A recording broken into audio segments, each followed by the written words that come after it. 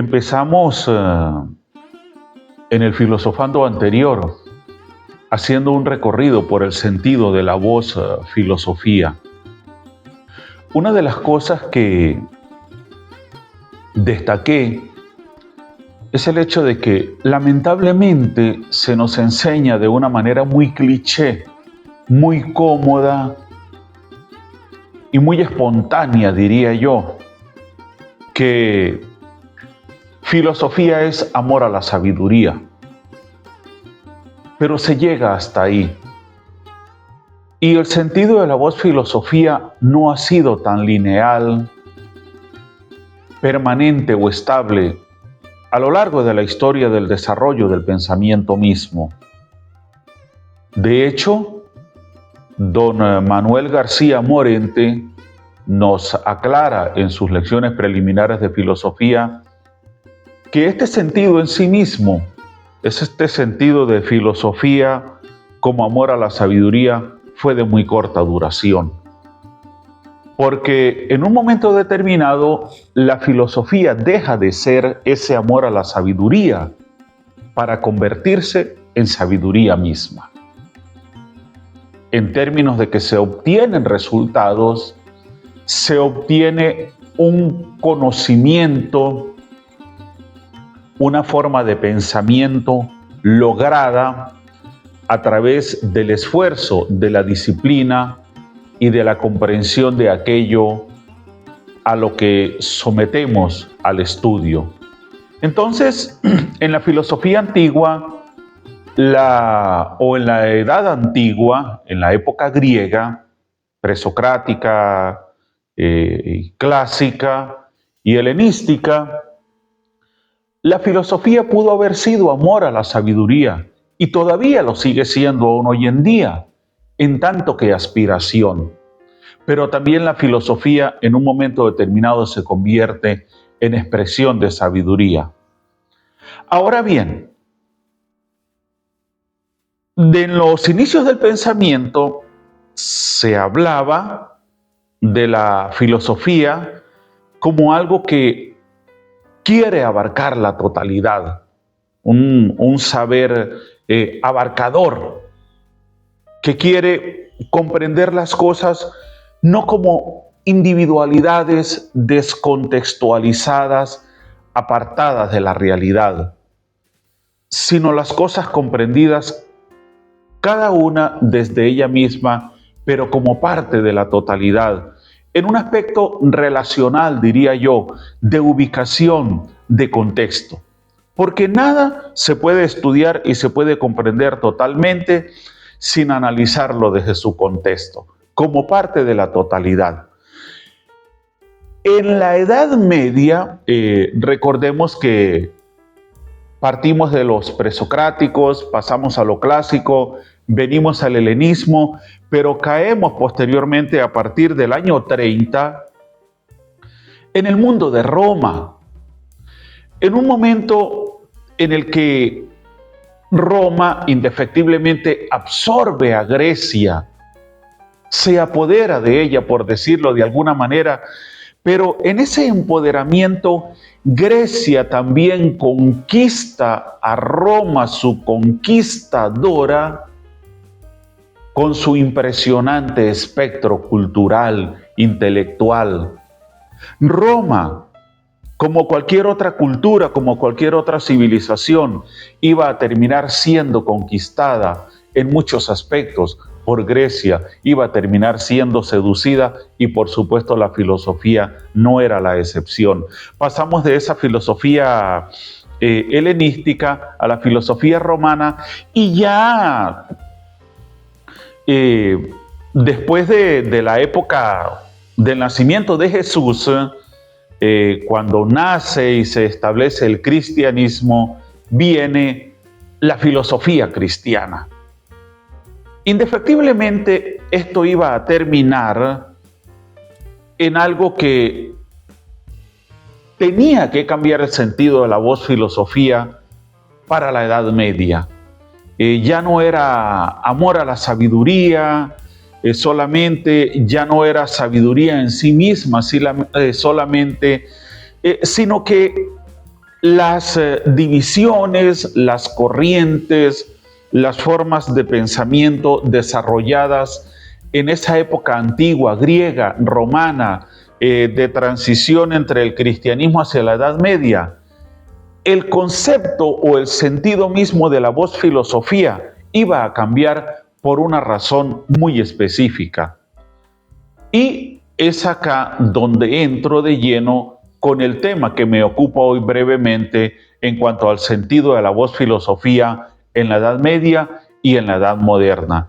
Y es de esta manera que les doy la bienvenida a Senda Filosófica, hoy con un filosofando muy interesante. El sentido de la voz filosofía en la Edad Media. Sigue este sentido de la palabra filosofía a través de la Edad Media, pero ya al principio de esta se desprende de ese totum revolutum, de esa revolución propia de la época antigua anterior. ¿Qué es la filosofía entonces? Una serie de investigaciones, de disquisiciones, de pensamientos que se separan del tronco de la filosofía y constituyen una disciplina aparte de lo que es la filosofía en sí misma. Son todos los pensamientos, todos los conocimientos que tenemos acerca de Dios. Los conocimientos nuestros acerca de Dios, cualquiera que sea su origen, se separan del resto de los conocimientos y constituyen entonces la teología, es decir, el estudio de Dios. Y esa fue una división que iba a tener un peso impresionante de carácter mayúsculo durante toda la Edad Media, porque prácticamente todo se regía por la idea de Dios. Dios era el principio, el punto de partida, el responsable, el elemento dosificador, el sistema, el esquema constitutivo que regía y determinaba las leyes del pensamiento del hombre. Es decir, Dios como una presencia trascendente que de alguna forma, como ya lo acabo de decir, regulaba el pensamiento, establecía las leyes del pensamiento, de la relación del hombre con el mundo, y prácticamente no se podía salir de eso. Por supuesto, la filosofía no se sujetaba estrictamente a esta idea, pero era la que predominaba. Y en la Edad Media prácticamente existía la sensación de que no había más nada. Todo estaba sujeto a la idea de Dios. Y básicamente lo vemos en estas dos corrientes tan predominantes como la patrística de San Agustín y la escolástica de Santo Tomás de Aquino. Puede decirse así que el saber humano durante la Edad Media se dividió en dos grandes sectores: teología y filosofía. Ese fue el sentido que adquirió el conocimiento durante la Edad Media. La teología son los conocimientos acerca de Dios y filosofía, los conocimientos humanos acerca de las cosas de la naturaleza. La filosofía no era en este caso estudio de Dios, ¿ok? Pero, sin embargo, prácticamente estaba regida, orientada por la idea de Dios como punto de partida, como principio de todo. De hecho, se llegó a usar una expresión que a mí siempre me pareció extremadamente desagradable: la filosofía esclava de la teología. Eso para mí es una aberración, definitivamente lo es. Y en relación a la teología, ¿ok?, a esa separación que se hizo en la Edad Media, así como la teología era estudio acerca de Dios y la filosofía estudio acerca de la naturaleza, sigue en esta situación designando la palabra filosofía a todo conocimiento salvo el de Dios. Del conocimiento de Dios, vamos a colocar conocimiento entre comillas, se encargaba la teología. Y así fue hasta muy entrado el siglo XVII. En el siglo XVIII, en tiempos de Newton, la palabra filosofía significaba todavía lo mismo que en tiempos de la Edad Media o en tiempos de Aristóteles, la ciencia total de las cosas. Entonces, también es bueno aclarar acá ese cambio que hubo en el Renacimiento, donde hubo como ese despertar que no fue de alguna manera, como mucha gente cree, un nacer totalmente nuevo de la nada, de una época que no tenía nada que ver con lo anterior. Se habla de renacimiento y hay que entender el sentido de la palabra. Fue como una redimensión, como una reestructuración de la percepción de la realidad. Y desde esa percepción misma se le dio un vuelco a la interpretación de la relación del hombre con el entorno. Ya de alguna manera en el Renacimiento, y el arte contribuyó a mucho en eso, el desarrollo científico, el desarrollo literario, una cantidad de cambios de tipo social, incluso de tipo político, de tipo económico. Recordemos que en la Edad Media se venía de un feudalismo, de una relación iglesia-poder en términos de liderazgo, donde todo prácticamente estaba sujeto a las decisiones desde estas dos esferas.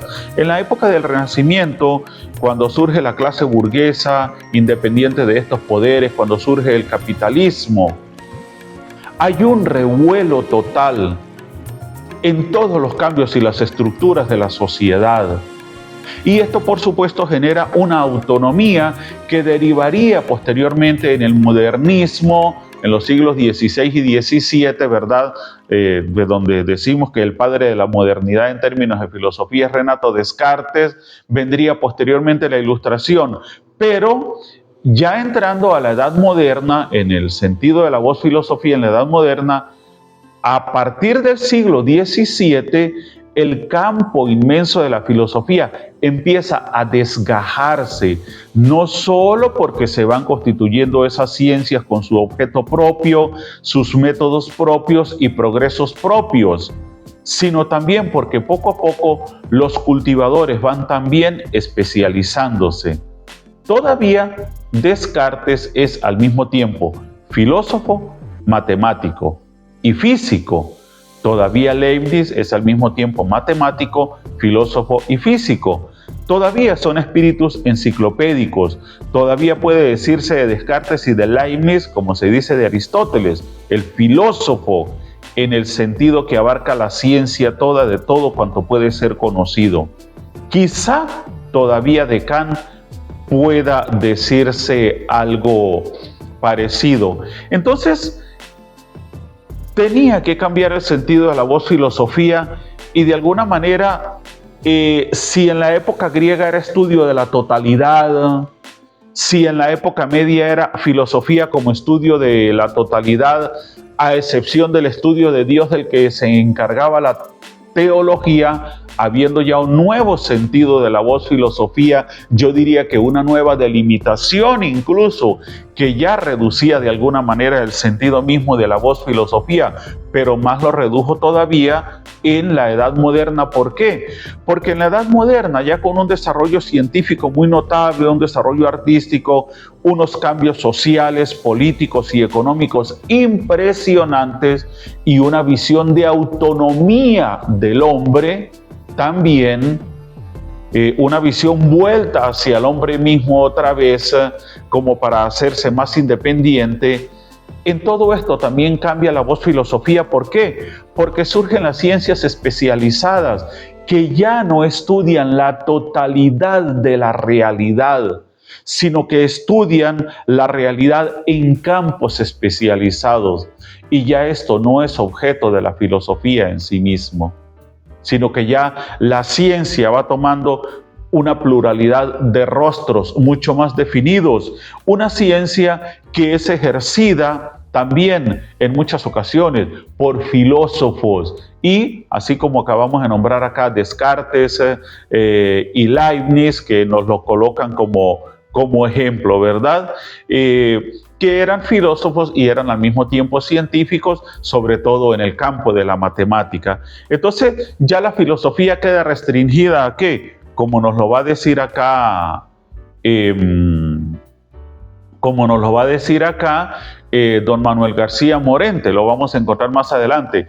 A partir del siglo XVIII ya no queda ningún espíritu humano capaz de contener en una sola unidad la enciclopedia del saber humano. Y entonces la palabra filosofía no designa la enciclopedia del saber, sino que de ese total han ido desgajándose las matemáticas por un lado, la física por el otro, la química, la astronomía, etc. ¿Y qué es entonces filosofía? Pues entonces la filosofía viene circunscribiéndose a lo que queda después de haber ido quitando todo eso.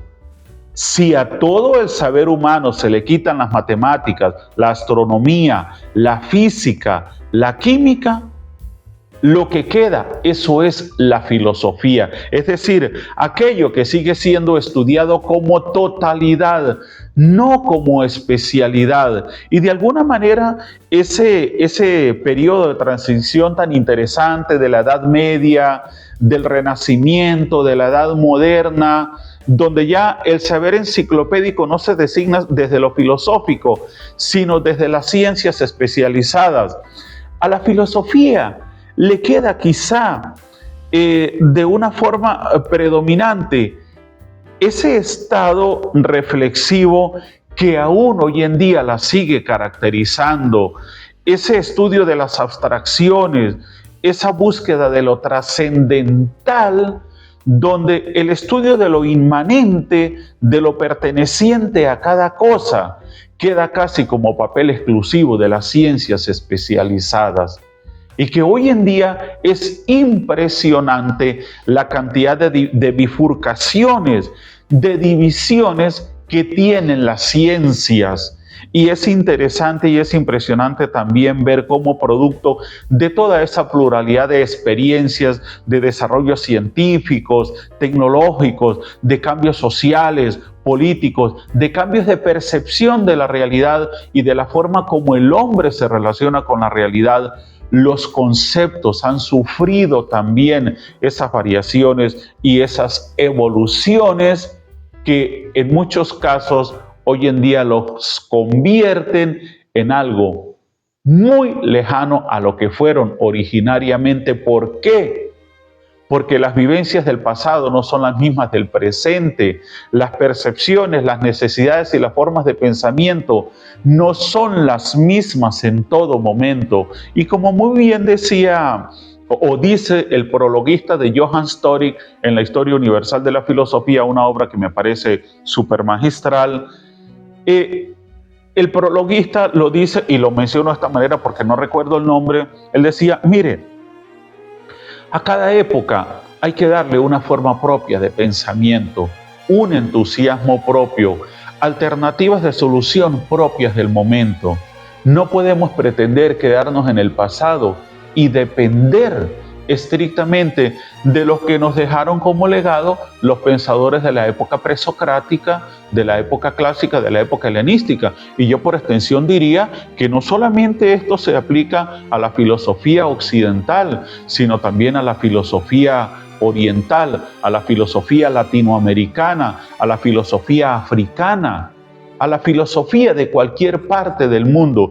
En todas partes del mundo, la humanidad como humanidad necesita para su propia época formas de pensamiento adecuadas a las necesidades de esa época misma, formas que sean realistas, que vayan con las exigencias y con las particularidades de las necesidades del momento. Entonces, esto es muy interesante porque tiene una relación directa con lo que ha sido el cambio del sentido de la voz filosofía. Y fíjense ustedes qué importante esto, porque nos deja claro que no ha sido lo mismo. Igual podemos decir, sin temor a equivocarnos, y de hecho lo sabemos, que no existe una sola definición de lo que es la filosofía y que Hay quizá tantas definiciones como filósofos, a lo mejor exagerando un poco, pero es que el filósofo, el verdadero filósofo, el que desarrolla una idea propia, el que innova, el que aporta, el que es creador, crítico, autónomo y reflexivo, indudablemente tiene que tener una visión propia sobre lo que es la filosofía, que no va a ser la misma en todo caso. ¿Por qué?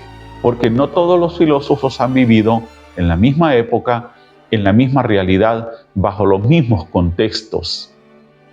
Y en ese sentido, la filosofía como abarcadora, como omnipresente, como totalizadora, se va a expresar a través de la voz, de la percepción del filósofo. Entonces yo quería hoy hacer este filosofando para cerrar de una vez el análisis sobre el sentido de la voz filosofía. Ya lo vimos en la época antigua, en la Edad Media y en la Edad moderna.